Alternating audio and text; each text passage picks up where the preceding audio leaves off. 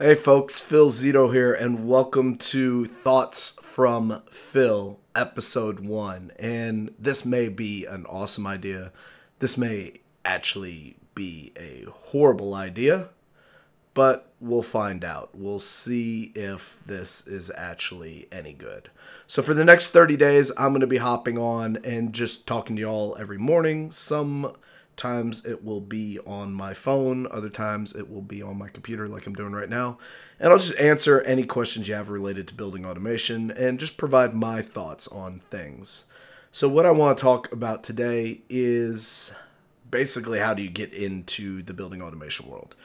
And that's a question I get quite often, being a teacher of building automation and providing as much free content as I do. So, how do you get into the building automation world? What do you do? Well, first, you have to decide what you're trying to do in the building automation world, right? There's really kind of three buckets. And I'm going to take these glasses off because they're giving me like some crazy glare here.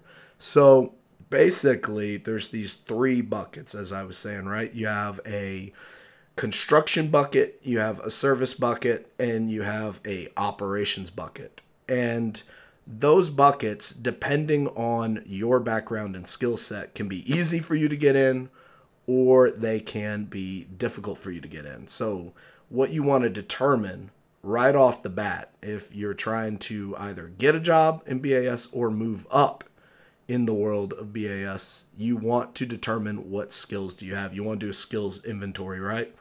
Do you have mechanical skills, electrical skills? Do you have IT skills? Do you have programming skills? Do you have no skills? I mean, I'll be quite honest with you, short of having 5 years in the Navy and worked on missile launchers, I really didn't have any skills coming into the BAS world. But you know what? It worked out. I was able to go and I would say be pretty successful in the BAS world. How did I do that, right? Well, funny enough, I actually ended up as a installer at a small systems integrator. And that's kind of one of the things I want you to understand first is that not all, this is going to be a generalization, not all, but some building automation system integrators, when they're smaller, they tend to do less complex work. Like I said, not all, but some. So what does that less complex work mean? It means you're doing like commercial, you're doing things like VAVs and packaged rooftops. I'll be honest, that's not that hard to do, okay? Right now we're focusing on the construction bucket, by the way.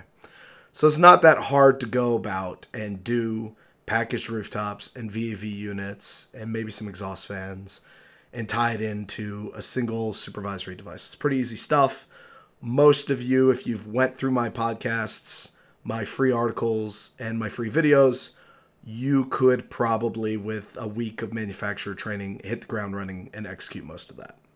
So that's kind of your entry, right? You can go in that way. The other way, and this is once again for the construction world, we'll talk about the service and operations in just a second. I'm talking about construction because construction is the easiest one to get into. So the other way, as I mentioned, is called the pivot, right? So if you're a mechanic or you're an electrician, you find a controls outfit that has mechanics and electricians. You get hired as a mechanic and electrician, and then you pivot. There's kind of this old saying that whenever you're going and trying to get employed, trying to get a job, it's a lot harder. And you guys have to forgive me. I am getting over bronchitis, so I'm going to be drinking water and coughing. But as I was saying, if you are an unknown, it's very hard to get into a company. But if you have a known set of skills, your mechanical acumen, IT, electrical work, things like that, then what you can do is you can get hired by these companies, and these companies will then have internal positions typically, and this is where you got to do your research, but they'll have positions for controls work, and then you pivot to that controls work. Now, you don't pivot by immediately going and applying for a controls job. You go and you get yourself on the mechanical or electrical or IT jobs that have controls. And you start to learn through osmosis. You start to go and do kind of controls things. That's what I did. That's how I became the quote-unquote system integration expert. Was I would go on jobs that, and I would specifically target jobs that had integration in them. And I would go and work on those jobs. And over time, you work with enough integration, you become the go-to person, you become the quote-unquote integrator. And integration, programming, retro commissioning, service work, all four of those things lead to $100,000 a year salaries. If you're not at $100,000 a year salary in the US and you're doing those four things, you've been doing them for a couple years, then you probably undersold yourself. You need to have a reflection moment with your mentality, how you value yourself, and actually get real with yourself. Because if you are being billed at 120 to 180 an hour, divide that by 3, and then you should find what your hourly rate should be. That's the general rule of thumb. You want to be 3x whatever you want, whatever your salary is, you want to be able to build 3x. So like I said, there's that transition, right? So that's kind of the construction bucket, okay? Next, we have the service bucket. And quite honestly, I think everyone should try to do a stint in service. It probably is the reason, I'm not even going to say probably, it is the reason why I saw so much growth in my career. So I started off, for those of you who don't know my history, for those of you who do, this will be mercifully brief, but started off out of the Navy, 2007, former gunner's mate, worked on missile systems, Mark 41, VLS, Tomahawk launching, SM-3, SM-4 air intercept missiles, all that fun jazz. Got out, went through a hiring fair essentially, and got the choice of a glass factory, soap factory, or BAS. Took BAS, went through 3 weeks of Allerton training, and fell on my face repeatedly. Fortunately, after trying to figure all that out, I got let go. I called every company in the United States that was an Allerton dealer, got a job in Chicago, and from there, the rest is history. I did a year in install there, and then I met a Johnson Controls service manager at a bar, and he said, hey, I need a lead service tech. I said, I'm the best freaking thing in the world. If you guys haven't ever noticed, I do not have a confidence problem, at least anymore. I used to. But, you got to act like you're the best thing in order for folks to treat you like you're the best thing. So got hired as a service tech, then ran an ops group, then sold analytics, and then led the integration business for Johnson, and now I teach BAS. That's my life story in about a minute. So why do I say service is really freaking awesome and you should go and do it? Well, here's why. So service is going to expose you to stuff that is absolute batshit crazy. I mean, you're like, what the heck were you thinking when you went and installed it like this? So it's going to expose you to that. You're going to get situations where you don't know the solution and you're going to have to really troubleshoot. I'm not talking PSA service. I'm talking actual on-call service and retrofit. You really want to go and be able to absorb what you can learn from that. That will give you more growth than install. It'll give you more growth than an operator, especially if you're in a large metro where you're exposed to a lot of different things. I attribute my time in service to being one of my biggest factors for growth. So how do you do that? How do you get into service? Because the last thing someone wants to do is hire someone who doesn't know their head from their butt and put them in front of a customer and charge the customer $140, $160 an hour. That will go off really, really poorly. So how you get into service, once again, you can use the pivot strategy. So that's our first strategy, right, is the pivot strategy. You come in as a mechanic, you come in as an electrician, as IT, and you pivot into a control service role. That's one way.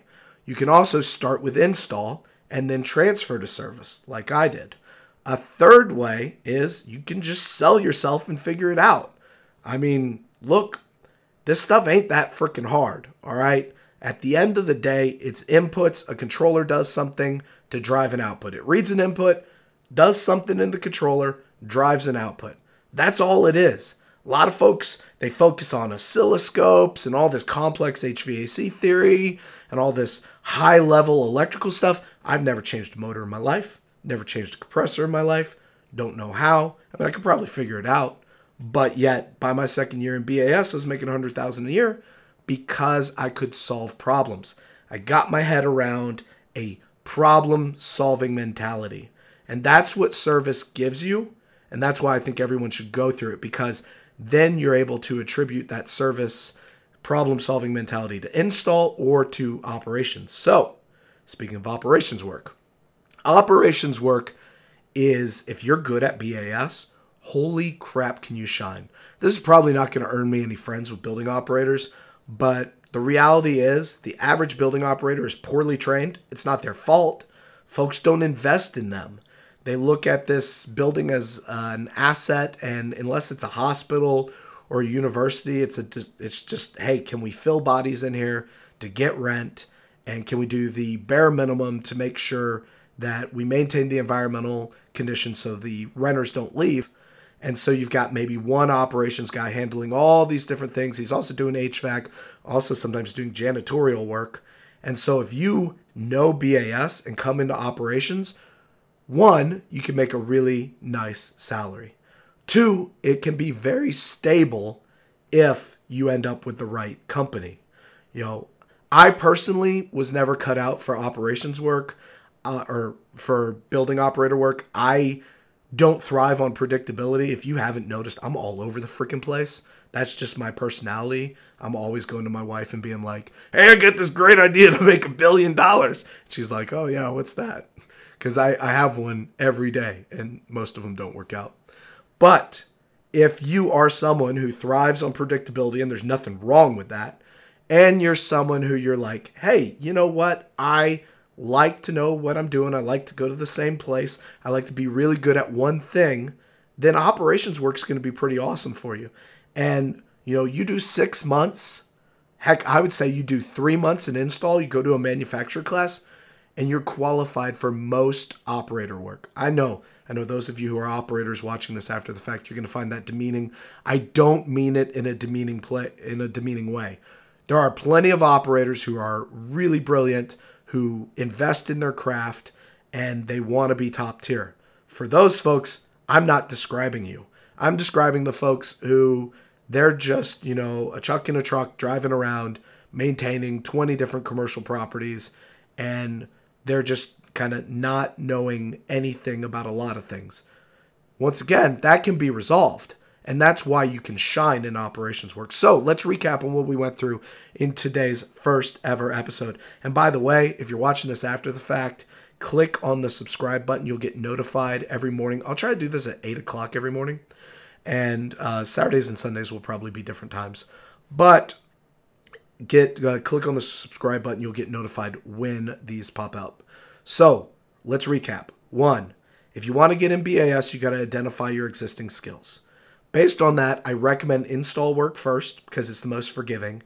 And if you can't get in because they're like, oh, you don't have Niagara certification, or oh, you haven't worked on XYZ, or you guys know the ridiculous ass job descriptions where it's like, I want to pay someone $40,000 a year. They need to have 15 different manufacturer certifications. They need to have a PhD in thermodynamics, and they need to have installed controls at the Pentagon.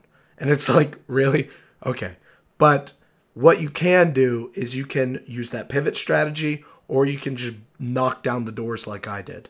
You also have service, and you also have operations. So man, I hope this helped give you all some perspectives. I want to leave you with one last thing. Your success in pursuing a job in BAS is here. It is in your head. Your mentality, how you approach problems with confidence and clarity, is going to determine whether you get hired or not. Yeah, there is some paper kind of, hey, do you have your Niagara cert? Whatever. I mean, whatever. Go invest $2,000 and get your Niagara cert if that's what you need. Go invest in yourself. Spend time and money on yourself. I spend about $10,000 a year on myself to develop myself. So get in the mentality that you are a brand, you're an asset, and you need to develop yourself, and then go market the hell out of yourself because you're the best thing out there, and tell folks you're the best thing out there, and go and deliver the best thing out there. That is how, my friends, you will be having a 6-figure salary in building automation. Man, I'd love to see your thoughts on the comments. These things are only going to get better, and I'm just going to continue to throw my thoughts out here every morning for at least 30 days. We'll see how this goes, and let me know if you want me to address anything in the next day's videos. I will be talking about stuff based on what you bring up. And so based on what you put in the comments is what I will answer. All right, folks, that's it for now. Thanks so much. I'm going to turn this thing off. It was awesome to talk to y'all this morning. Take care. Already, I'm blind as a bat without glasses, so...